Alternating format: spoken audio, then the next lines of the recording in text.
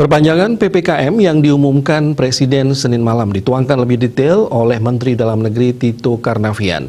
Ada 3 instruksi Mendagri atau Inmendagri tentang pemberlakuan pembatasan kegiatan masyarakat atau PPKM.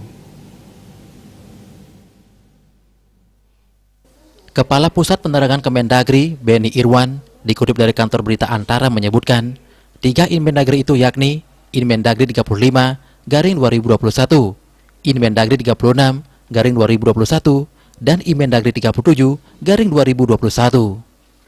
Inmendagri 35/2021 tentang PPKM level 4, 3, dan 2 di wilayah Jawa dan Bali. Instruksi Mendagri ini mulai berlaku sejak 24 Agustus 2021 sampai dengan 30 Agustus 2021. Dalam Inmendagri disebutkan, menindaklanjuti arahan Presiden Republik Indonesia yang menginstruksikan agar pelaksanaan PPKM level 4, 3, dan 2 COVID-19 di wilayah Jawa dan Bali sesuai dengan kriteria level situasi pandemi berdasarkan asesmen.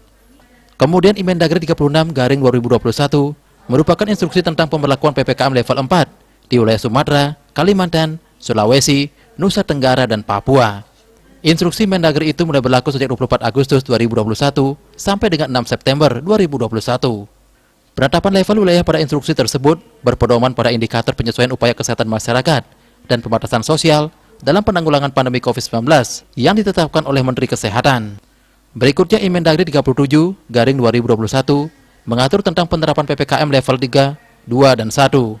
PPKM dengan kriteria level seperti dalam instruksi Mendagri ini dilakukan dengan mempertimbangkan kriteria zonasi pengendalian wilayah hingga tingkat RT.